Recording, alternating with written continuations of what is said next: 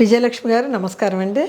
నమస్కారం శ్రీలక్ష్మి గారు. అమ్మ, తాపత్రయము ఈషణత్రయం అంటారు. అసలు దాని అర్థము వివరణ తెలియదు సరిగ్గా.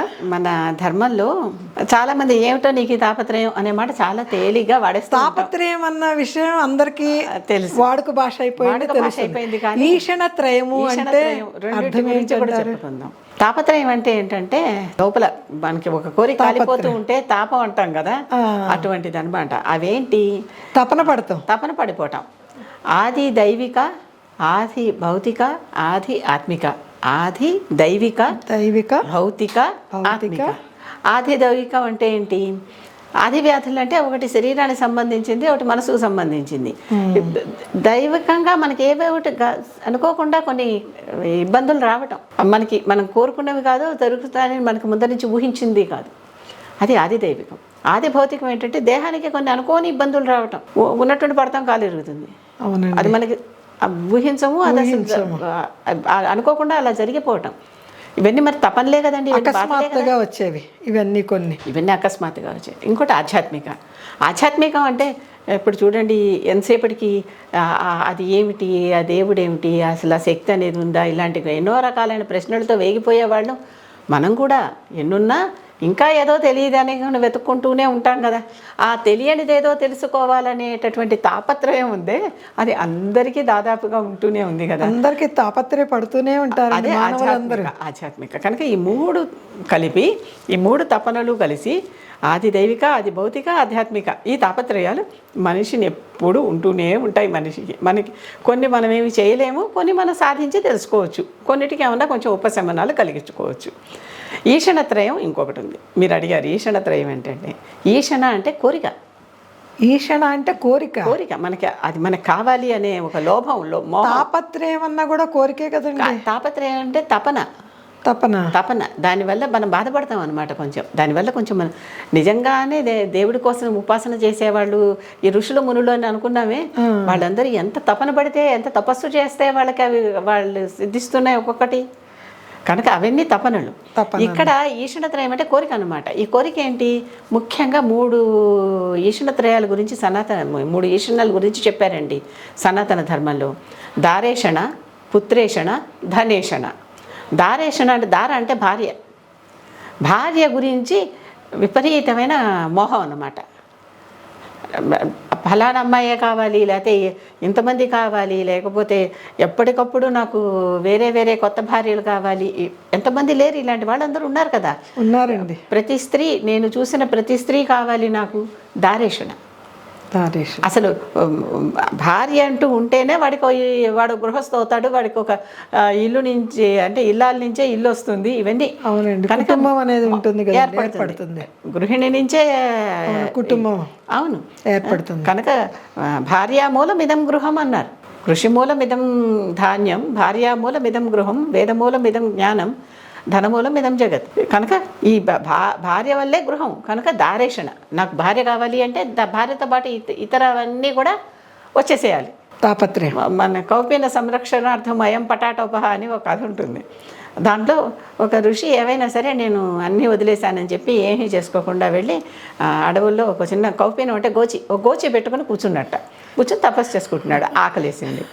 ఆకలేసేసరికి ఊళ్ళోకి వచ్చి నలుగురిని అడిగితే ఏదో వాళ్ళు పెట్టాక అది కొంచెం మిగిలింది, దాచుకున్నాడు పక్కన. మరి రాత్రి తిందాలే మళ్ళీ బయటికి వెళ్ళకుండా అని. అక్కడ పెట్టుకుంటే ఒక పిల్లొచ్చింది, ఎలకొచ్చేసరికి ఆ ఎలక వీడిది అంతా తినేసి పోయింది. ఇదేమిటా అనుకున్నాడు. సరే మర్నాడు 2 కౌపీనాలు ఉన్నాయిగా, ఒకటి ఆరేస్తే ఎలకొచ్చి కొట్టేసింది. ఆ గోచి కూడా లేకుండా పోయింది. లాభం లేదని బయట 2వ రోజు కిందకి వెళ్ళి కొంచెం అన్నం గోచి అని అడిగాడు. వాళ్ళు గోచితో పాటు కొంచెం అన్నం పెట్టారు. మళ్ళీ ఈ ఎలక చేస్తూనే ఉంది, ఇతను రోజుకి కోరికలు పెంచుకుంటున్నాడు. అప్పుడు ఊళ్ళో వాళ్ళందరూ రోజు ఈ గోచి ఏమిటయ్యా అంటే ఇలా ఎలక తినేస్తోంది అన్నాడు. ఓ పిల్లిని పెంచరాదా ఎలక కోసం అన్నారు. సరే, ఎలా పెరిగిపోతుందో పటాటోపని చూడండి. కౌపీనం కోసం ఎలుక కౌపీనం రక్షించుకోవటానికి పిల్లిని పెంచాడు ఎలక కోసం. మర్నాటి నుంచి బిచ్చగా వెళ్ళినప్పుడు నాకు ఇంత భిక్ష, నా పిల్లికి ఇన్ని పాలు. ఆ పిల్లికి పాలతో పోసి ఎన్నాడు పోస్తారు? పోనీ ఒక ఆవుని ఇచ్చేస్తామయ్యా, నువ్వేదో మంచి ఋషి తపస్సు చేసుకుంటున్నావు, మునిలాగా ఉన్నావు, ఆవును కూడా తీసుకుపో అన్నారు. సరే ఆవుని తీసుకెళ్ళాడు. మళ్ళీ ఆవు కొంచెం గడ్డి, అంటే భిక్ష అడిగే దాంట్లో పెరుగుతున్నాయి అన్నమాట వస్తువులు. ఆవును కట్టేస్తాను, నా పిల్లికి ఇన్ని పాలు, నా ఆవుకి ఇంత గడ్డి. ఇవన్నీ ఎవరయ్యా ఇవన్నీ చేస్తారు, ఇవన్నీ చూస్తారు, పోనీ పెళ్లి చేసేసుకోరాదు, సహధర్మచారి ఉంటుంది కదా అనేసరికి మళ్ళీ పెళ్లి చేసుకున్నట్ట. పెళ్లి చేసుకునేసరికి ఒక స్త్రీ వచ్చింది. ఎన్ని ఒక్క గౌచి వెనకాల. అందుకనే కౌపీన సంరక్షణార్థం అయం పటాటోపహ అంటారు. అంటే ఒక్క ఎంత పటాటోపం చూపించాడో వాడు చూడండి. ఒక కౌపీనం అంటే ఒక చిన్న గోచి రక్షించుకోవటానికి నెమ్మదిగా సన్యాసి అయిపోయిన వాడు సంసారం అయిపోవాల్సి వచ్చింది. కనుక కౌపీనం మీద కూడా మనకు ఉండకూడదు. కానీ మరి దారేషణ ఎట్లా వచ్చేసిందో చూడండి. తర్వాత ఆ పుత్రేషణ అంటే ఏంటి? పుత్రుడు, సంతానం, తన వంశం ఇంకా వర్ధిల్లాలి, తన వంశానికి మంచి పేరు రావాలి, పుత్రుడు కావాలి అని ఇదొక పుత్రేషణ. ఎంతమంది పుత్రుడు కావాలో ఒకళ్ళతో పూని తీరుతుందా అంటే కాదు. మళ్ళీ ఒక సంతానం కాదనేటటువంటి ఇంకో సామెతతో అడ్డం వస్తుంది.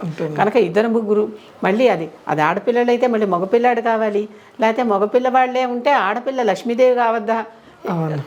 ఈ కోరికలు ఒకదాని తర్వాత ఒకటి వచ్చేది. మరి ఇవన్నీ కోరికలే కదా.